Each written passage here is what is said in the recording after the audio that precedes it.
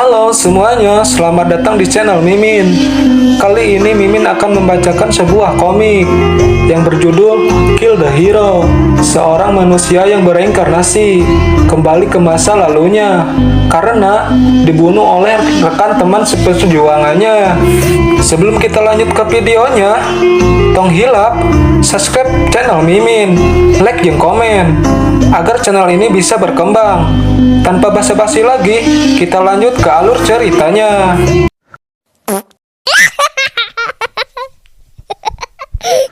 Scene diawali diperlihatkan sebuah pintu masuk dungeon lantai 7 rank A. Para player atau hunter telah berhasil mengalahkan bos penjaga lantai. Noti pun muncul, Anda telah membunuh Minotaur, sang penjaga lantai.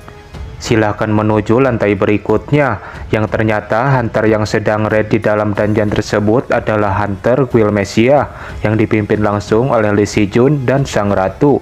Dungeon ini yang berada di Paris kemarin. Lee Si-jun bertanya, "Sudah berapa hari kita di sini?" Ratu menjawab sambil menoleh ke arah Lee Si-jun, "Sudah 10 hari." Lee Si-jun mengeluarkan pedang di inventorinya. Ia berjalan maju sambil berkata, "Sebaiknya aku mulai memimpin dari lantai berikutnya." Ratu merasa kaget, tidak biasanya dia begini. Ia bertanya, "Lalu bagaimana dengan para anggota guild?" Lee Si-jun menjawab, "Perkembangan anggota guild memang penting, tapi merasa sangat lambat." Lee Si-jun menatap ke arah Ratu. Ratu keringat dingin. Lee Si-jun meneruskan, "Sapphire Guild mungkin sudah memasuki dungeon lantai 7 rank A+. Sekarang kita harus menyelesaikan penyerangan kita sebelum mereka. Dan begitu kita keluar dari dungeon ini, kita langsung bersiap untuk berikutnya. Mungkin di lantai 8, kami akan bertemu denganmu." Isaac atau Kimojin sedang membaca notif dari sistem dungeon. Dungeon lantai 7, kesulitan dungeon rank A+. Jumlah maksimal orang yang diizinkan 500, syarat masuk level 240 atau kurang. Demi dapat memasuki lantai berikutnya, bertahanlah selama 10 hari. Setelah membaca deskripsi itu, ia bergumam, "Quest bertahan hidup ini dimulai dari lantai 1. Keberuntungan di pihak kami." Isaac tersenyum merencanakan sesuatu. Di tengah lamunannya ada seseorang yang menyapa. Itu adalah Cho Sung-woo. Ia berjalan dan memperkenalkan dirinya. "Kunantikan kerjasama denganmu." Cho Sung-woo dengan ramahnya menyapa Isaac. Isaac menerima jabatan tangan itu. Cho Sung-woo mengeluarkan sedikit tekanan auranya. "Isaac B aja." Ara-ara. Tiba-tiba ada seseorang lagi yang menghampiri mereka. Itu adalah Karirwana, Guild Master dari Great One Guild, dan bawahannya Alice Haiten. Dan pria di sampingnya adalah Jay Jackson, Kapten Frontier Guild. Karirwana berkata, "Apa kalian akan meninggalkan kami seperti ini?" Sekarang kalau dipikir-pikir lagi, kalian kenal orang-orang ini kan? Karirwana menunjuk kepada mereka berdua. Mereka berdua merasa malu karena pertemuan pertama dengan Isaac tidak cukup baik waktu di dungeon Dulahan dulu. Sambil tertunduk, Alice berkata, "Lama tidak bertemu, Isaac." Isaac menoleh. Alice Haiten tidak seperti sebelumnya. Dia jadi cukup penurut. Aku ingat sekarang. Pantas saja kalian cukup familiar. Senang bertemu dengan kalian lagi." Alice dan Jay Jackson merasa kesal. Lalu ada seseorang lagi yang menyapa. Orang yang berada di depan berkata, "Sepertinya semua orang sudah cukup akrab di sini. Karena kita semua akan menjadi rekan yang menghadapi hidup dan mati bersama, jadi bertukar salam itu harus. Senang bertemu kalian semua. Ku beri salam pada kalian semua mewakili Kunlun Guild. Karena gak tahu namanya, kita sebut orang ini dengan si Bapau." Orang yang di belakang juga menyapa, "Aku juga memberi salam pada kalian mewakili Victoria Guild. Ini orang juga gak dikasih tahu namanya, jadi kita panggil Boy aja." Pak Yong-wan merasa kesal melihat keakraban mereka. Ia bergumam, "Bukankah mereka terlalu menikmati ini? Bagaimana bisa situasinya menjadi begini?" Isaac berkata, "Baiklah, karena semua perwakilan guild sudah menyapa, demi meningkatkan semangat, bolehkah aku memberi saran untuk membuat taruhan?" Taruhan? Benar, bos monster lantai tertinggi dungeon yaitu Dragon. Karena itulah kalian harus menganggap kalau para monster tiap lantai di bawahnya sebagai guardian. Para monster yang menjaga sarang dragon. Seperti yang kalian ketahui, tidak seperti monster biasa, para guardian itu berkelompok. Karena itulah para monster berbeda spesies akan bersatu dan menyerang player. Kalian mungkin sudah memeriksanya, tapi di lantai 1 merupakan quest bertahan hidup. Jadi monster dengan jumlah yang sangat banyak akan menghampiri kita. Chosungo bertanya, lalu taruhan apa yang kamu sarankan? Ishak menjawab sambil melirik ke arah mereka berdua. Sederhana saja, kita akan melakukan hal yang serupa seperti sebelumnya. Orang-orang yang berpartisipasi juga ada di sini, jadi akan kujelaskan dengan sangat cepat. Ishak mengambil item di inventorinya. Melihat item itu, Alit sangat terkejut. Bagi guild yang mengalahkan monster dalam jumlah besar, akan kuberikan Merlin Staff. Batin Alit yang lagi kesal, Ishak bajigur itu. Karirwana memasang wajah gelapnya.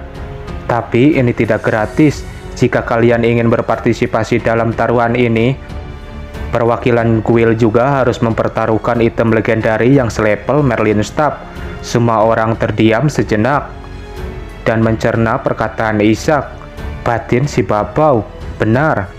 Lagi pula dia itu Ishak, termasuk guild Mesia.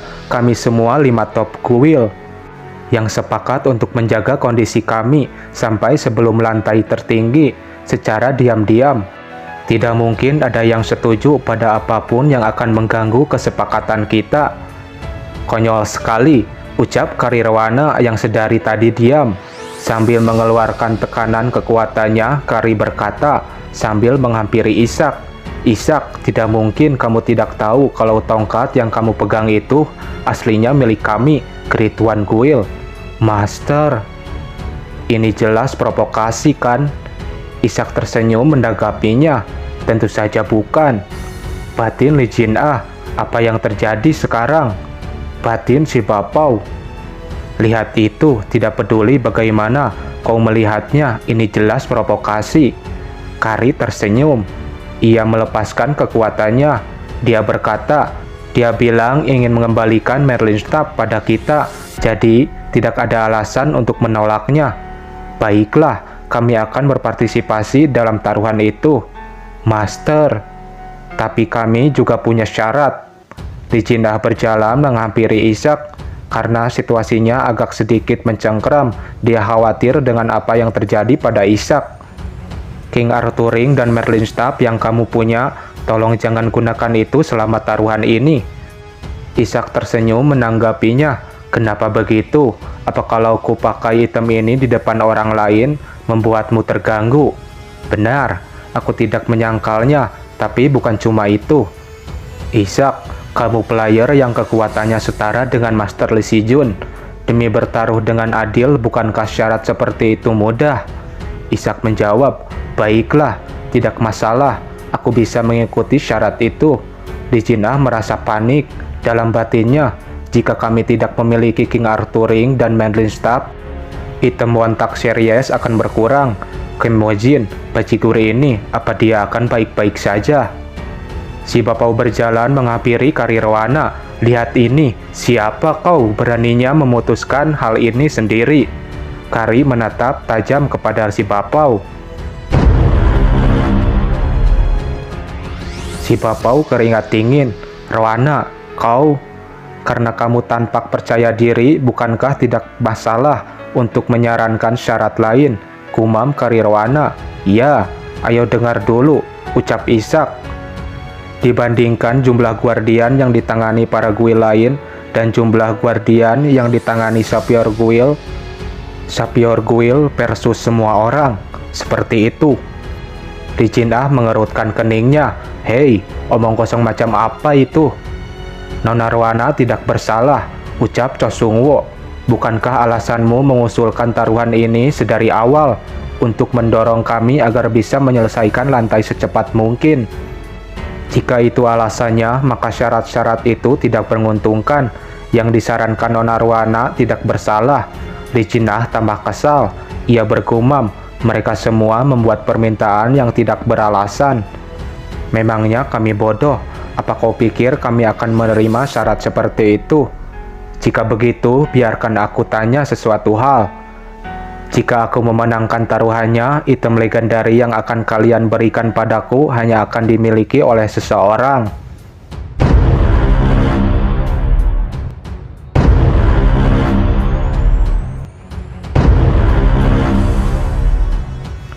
Tidak boleh memintanya kembali jika aku yang menang. Setuju? Lokasi restorasi gedung Hang Sung Group. Hancurnya karena teror. Pertarungan abad ini, Mesiah Kuil versus Sapphire Kuil. Dari ruangan yang gelap, Sekretaris Lee membaca berita. Tiba-tiba lampunya menyala. Ia terkejut. Ah, maaf, aku tidak bermaksud mengagetkanmu, ucap Oh Sai-chan. Kenapa kamu masih di sini jam segini? Oh Sai-chan bergumam. Apa yang terjadi pada Sekretaris Lee ini? Itu berita yang berhubungan dengan kasus Hang Sung Group dan Mesiah Kuil. Dia pasti mengkhawatirkan Pak Shin Hye. Sudah larut, kenapa tidak kita sudahi saja dan makan malam tim? Meski ini cuma kita berdua, kita bisa makan apapun yang Sekretaris Lee inginkan. Hari ini aku yang bayar. Sekretaris Lee, kenapa kamu melototiku seperti itu? Baiklah, ucap Sekretaris Lee.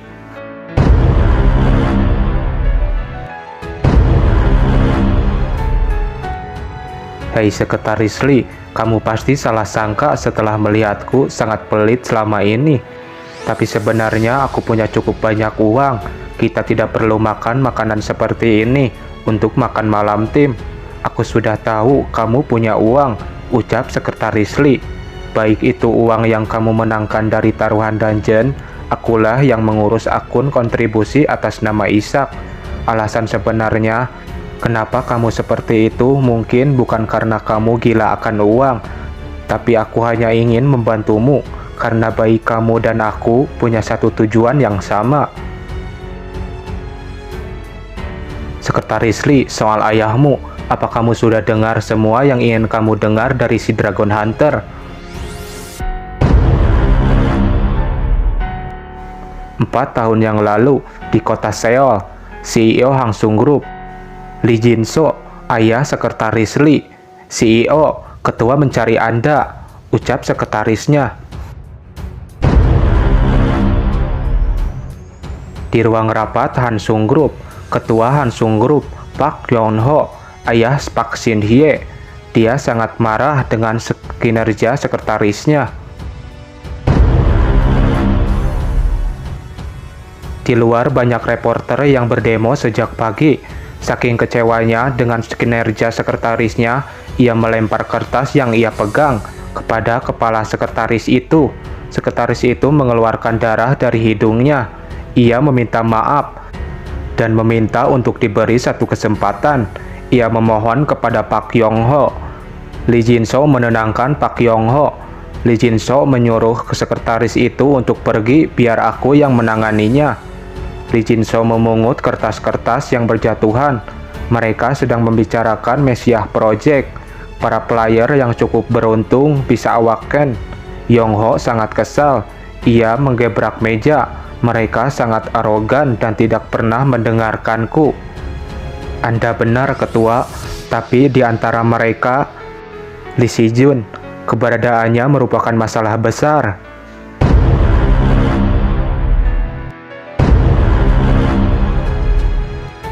Lee Si-jun muda menghabisi monster-monster yang keluar dari gate. Sebelum mereka keluar dari gate, mulai periksa interior gate, ucap Lee Si-jun, memerintahkan bawahannya. Bawahannya itu berdiri di depan gate. Ia membuka helmnya. Skill replication telah aktif. Bunsinnya masuk ke dalam gate. Orang itu memeriksa di atas pohon. Apa kau melihat sesuatu? Tanya Lee Si-jun. Si botak menjawab. Dungeon lantai 1 level B. Saat ini aku sedang menganalisa bos monsternya. Selain itu tidak ada hal lain yang signifikan untuk dilaporkan. Tiba-tiba si botak terpental. Rekannya menanyakan apa yang terjadi. Si botak menjawab dengan sangat panik, "Kurasa ada monster terbang di dekat gate. Dan itu bahkan spesies yang baru pertama kali aku temui." Monster terbang yang belum ditemui. Tidak diragukan lagi. Akan aku beritahu Ketua Lee untuk membatalkan dungeon attack ini. Lee Si-jun telah sampai di pintu ruangan ketua. Ia mendengar pembicaraan mereka berdua kalau Lee Si-jun akan digantikan. Lee Si-jun sangat kesal dan marah. Lalu ia membuka pintu dengan sangat keras. Mereka berdua sangat terkejut. "Aku datang untuk melaporkan sesuatu," ucap Lee Si-jun. Apa maksudnya ini? Aku sedang berbicara dengan ketua." "Ini genting," ucap Lee Si-jun. Lee Jin-soo berkata, "Segenting apapun itu, bukan itu masalahnya. Sikapmu sungguh-sungguh arogan." Jung-hoon juga sangat kesal. Ia melempar mic ke arah Lee Si-jun. Dengan mudahnya Lee Si-jun dapat menghindarinya. "Terlalu temperamen itu tidak baik untuk kesehatanmu, Pak Yong-ho. Kau tidak akan mati dengan damai jika begini. Kau bajigur, beraninya kau masuk kemari seakan ini rumahmu." Lee Jin-soo menenangkan Ketua Yong-ho. "Kau tunggu saja, aku akan." Pipi Yong-ho digores oleh Lee Si-jun. "Ketua, ada darah keluar dari wajahmu." Ia menoleh ke arah Lee Si-jun. Lee Si-jun mengeluarkan kekuatannya sambil memegang pedang. "Ketua Tim Lee, apa maksudnya ini? Ini sudah melewati batas." "Tidak, jika aku sungguh melewati batas, Pak Yong-ho akan tertebas dan menjadi dua." "Pak Yong-ho, Presiden Lee, waktu sudah berubah. Yang tidak bisa membaca suasana itu kalian. Dan para petugas keamanan di gedung ini semuanya bekerja di bawahku. Tidak ada orang yang cukup bodoh untuk membantu kalian. Jika kau bicara omong kosong lagi, aku tidak akan berhenti seperti yang kulakukan barusan untuk kali ini. Apa kau mengerti?" "Bagus, karena kita semua orang sibuk, akan kukatakan dengan sangat cepat, lalu pergi." Lee Si-jun memasukkan pedangnya ke inventorinya. "Baiklah, ada masalah genting apa yang ingin kau laporkan?" Lee Si-jun duduk di kursi dan memegang remote.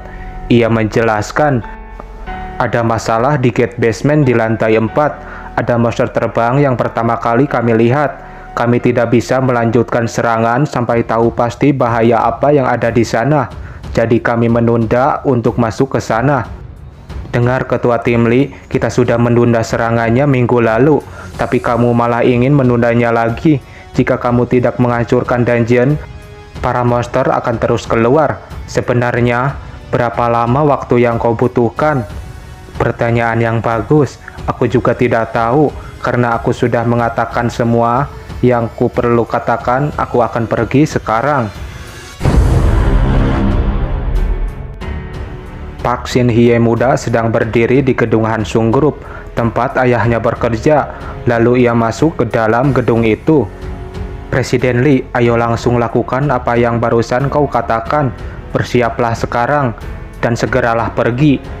"Baiklah Ketua, aku pasti akan mendapatkan kontrak itu." Park Shin-hye sedang berdiri di pintu lantai 4. "Ayo, kita sudah mendapatkan persetujuan. Kita pergi ke bandara. Akan kuantar kau secepat cahaya," ucap Oh Sae-chan. Saat ingin membuka pintunya dengan sangat keras, ada orang yang keluar dari pintu itu sampai menghempaskan Park Shin-hye. Mereka berlarian ke atas melewati Park Shin-hye. Warga sipil. Orang ini berteriak, "Ada warga sipil di sini." "Apa? Warga? Bagaimana ada warga di sini?" "Dengar nak, aku tidak punya waktu untuk menjelaskan. Jika kau ingin hidup, larilah sekarang. Cepat berdiri." Namun, crot, orang itu mati diinjak oleh monster. Monster itu keluar dari pintu, lalu meraung. Namun, crot. Shin-hye menoleh ke arah Lee Si-jun. "Siapa kau?" tanya Lee Si-jun. "Aku." Batin Shin-hye. "Jadi pria ini Lee Si-jun." Lee Si-jun berjalan menghampiri mayat bawahannya. Skill dari fighter, Grid telah diaktifkan. Secara tiba-tiba, Pria itu bangkit. Shin Hye sangat terkejut. Dia masih hidup. Konsumsi mana secara perlahan untuk memulihkan HP. Jangan buang HP-mu secara percuma, usap Lee Si Jun. Para monster berdatangan dari pintu sebelah. Lee Si Jun bersiap dengan pedang di tangannya. Saat ia ingin menghunuskan pedangnya, tiba-tiba ada bola api yang duluan menyerang monster itu. Monster troll itu terbakar, terkena serangan skill dari Fireball. Telah dikeluarkan, mana tidak cukup. Orang-orang yang melihat itu sangat terkejut. Itu skill mage, ucap para bawahan Lee Si Jun. Lee Si Jun berkata, itu skill yang tidak pernah aku lihat sebelumnya. Monster troll masih hidup, ia melompat ke arah Lee Si Jun. Namun dengan tidak bergerak sedikit pun, Lee Si Jun mengayunkan pedangnya ke arah belakang. Monster troll terkena tebasan. Tubuhnya terbelah menjadi dua. Serangan itu sampai mengenai pipa yang ada di belakang. Ledakan dahsyat telah terjadi. Sepertinya ada hal yang menarik di sini. Jinso telah sampai di bandara. Lalu ia menyuruh Oh Sae-chan untuk mampir ke rumahnya untuk memeriksa putrinya. Dia seperti keponakan bagi Oh Sae-chan. Tiba-tiba sebuah berita menyiarkan terjadi kebakaran di basement Hansung Group. Jinso kembali masuk menyuruh Oh Sae-chan untuk putar balik. Yong-ho menyelamatkan dirinya dengan naik ke dalam helikopter. Ia ditelepon oleh Lee Si Jun. Coba periksa foto-foto yang barusan kukirim. Kurasa kau akan menyesal jika evakuasi sekarang. Saat melihat foto-foto itu, ia sangat terkejut. Melihat Shin Hye anaknya yang sedang bertarung. Kenapa dia ada di sini? Putriku seorang awak Kenner. Kau bajigur, kenapa putriku ada di sana? Bawa dia kemari sekarang. Aku akan melakukannya, tapi itu mungkin akan sulit. Seekor monster burung keluar dari gate. Tanpa pikir panjang, Yong-ho berlari keluar, mengkhawatirkan putrinya. Ia berlari dan melihat sebuah lemari pemadam. Ia mengambil kampak untuk berjaga-jaga. Lee Si Jun, kau bajigur. Lee Jinso mengambil sesuatu dari koper. Itu adalah sebuah pematik.